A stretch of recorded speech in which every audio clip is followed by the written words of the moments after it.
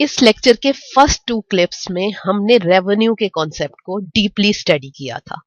हमने सबसे पहले देखा था कि टोटल रेवेन्यू, एवरेज रेवेन्यू और मार्जिनल रेवेन्यू इन जनरल क्या होते हैं। फिर हमने total revenue curve, average revenue curve और marginal revenue curve under perfect competition और अंडर इम्परफेक्ट कंपटीशन भी स्टडी किए थे।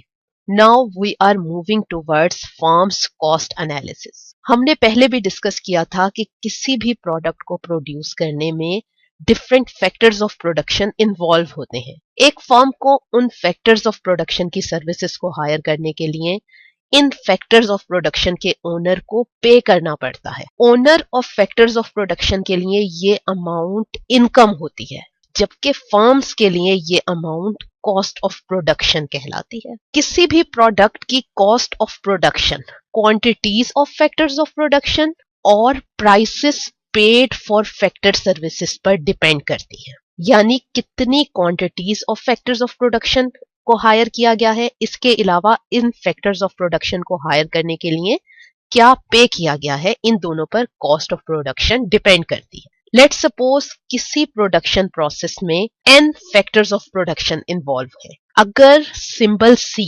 से टोटल कॉस्ट ऑफ प्रोडक्शन को रिप्रेजेंट किया जाए, जबकि x1 first factor of production की क्वांटिटी को शो करे, x2 second factor of production की क्वांटिटी को और xn last factor of production की क्वांटिटी को शो करे, जबकि px1, px2 और pxn prices of first, second and और n या लास्ट फैक्टर ऑफ प्रोडक्शन को की प्राइसेस को शो करे।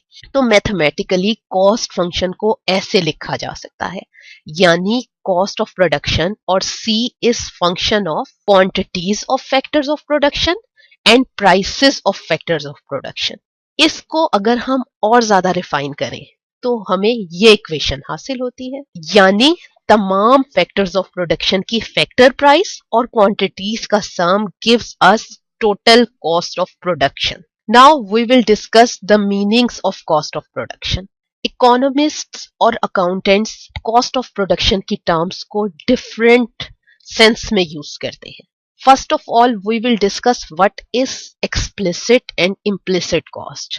Then we will discuss the accountants and economist concept of cost of production one by one. First of all, we will discuss explicit cost. Explicit costs are the payment made by the firm for the hired factor inputs or amounts paid for the various purchased material and resources. यानी explicit cost वो cost होती है which physically exist. For example, firms को अपने workers और employees को जो salaries पे करनी होती है, या वो सारी पेमेंट्स जो रॉ मटेरियल की परचेज, इलेक्ट्रिसिटी, टेलीफोन और ट्रांसपोर्टेशन के एक्सपेंसेस वगैरह के लिए करनी होती है, वो सब एक्सप्लिसिट कॉस्ट कहलाती है। ये वो सारी कॉस्ट होती हैं जो कि एक अकाउंटेंट फर्म की बुक में कॉस्ट ऑफ प्रोडक्शन के तौर पर लिखता है। एक्सप्लिसिट कॉस्ट को इकोनॉमिस्ट आउटले कॉस्ट भी कहते हैं। Now we will discuss implicit cost. Implicit cost are cost of firm self owned और self employed factor inputs. Implicit cost intangible cost होती है, यानी ये कॉस्ट फिजिकली एग्जिस्ट नहीं कर रही होती। फॉर एग्जाम्पल, टाइम और एफर्ट्स जो कि ओनर अपनी फर्म पर लगाता है instead of doing any other work is implicit cost. Implicit cost firm को पे नहीं करनी पड़ती, लेकिन ये इकोनॉमिस्ट के पॉइंट ऑफ व्यू में कॉस्ट होती है, क्योंकि सेल्फ हायर्ड या सेल्फ एम्प्लॉयड रिसोर्सेज को भी पेमेंट मिल सकती है अगर उनको किसी ऑल्टरनेटिव काम में इस्तेमाल किया जाए, या उनके काम की भी कुछ अपॉर्चुनिटी कॉस्ट होती है। जब एक फर्म का ओनर अपने सेल्फ ओन्ड कैपिटल, लैंड या बिल्डिंग को अपने बिजनेस में यूज कर रहा हो, तो उसकी इम्प्लिसिट कॉस्ट का अंदाजा लगाया जा सकता है। फॉर एग्जाम्पल, अगर वो अपना सेल्फ ओन्ड कैपिटल यूज कर रहा हो, तो अगर वो अपने इस कैपिटल से कोई और ऑल्टरनेटिव काम कर रहा हो, तो उसको जो इंटरेस्ट उससे हासिल हो वो उस कैपिटल की इम्प्लिसिट कॉस्ट है। इसको इकोनॉमिक्स की टर्मिनोलॉजी में इम्प्लिसिट इंटरेस्ट भी कहते हैं। इसको इम्प्यूटेड इंटरेस्ट भी कहा जाता है।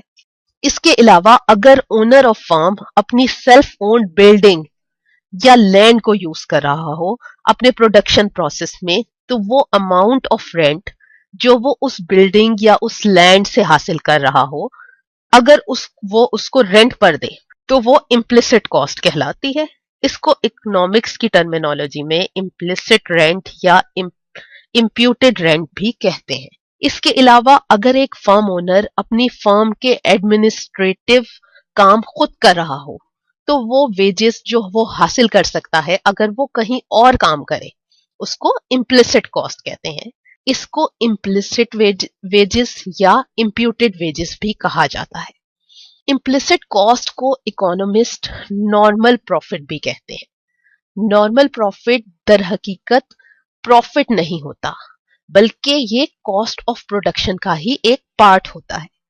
नॉर्मल प्रॉफिट वो मिनिमम पेमेंट होती है जो कि फर्म के ओनर को उसके अपने बिजनेस में रखने के लिए जरूरी होती है, और जैसा कि पहले भी डिस्कस हुआ है कि ये इम्प्लिसिट कॉस्ट के इक्वल होती है। हमने पहले भी डिस्कस किया है कि अकाउंटेंट्स सिर्फ एक्सप्लिसिट कॉस्ट को कंसिडर करते हैं, यानी वो सिर्फ उन सारी पेमेंट्स को कंसिडर करते हैं जो कि firm hired factors of production के लिए पे करती है, जबकि इकोनॉमिस्ट के मुताबिक total cost of production is sum of all explicit and implicit cost of production. और टोटल रेवेन्यू और टोटल कॉस्ट के गैप को इकोनॉमिक प्रॉफिट या प्योर प्रॉफिट कहते हैं। यानी इकोनॉमिस्ट के मुताबिक कॉस्ट ऑफ प्रोडक्शन सिर्फ इन फैक्टर्स ऑफ प्रोडक्शन की पेमेंट ही नहीं होती जो कि फर्म हायर्ड फैक्टर इनपुट्स को पे करती है, यानी ये सिर्फ एक्सप्लिसिट कॉस्ट नहीं होती, बल्कि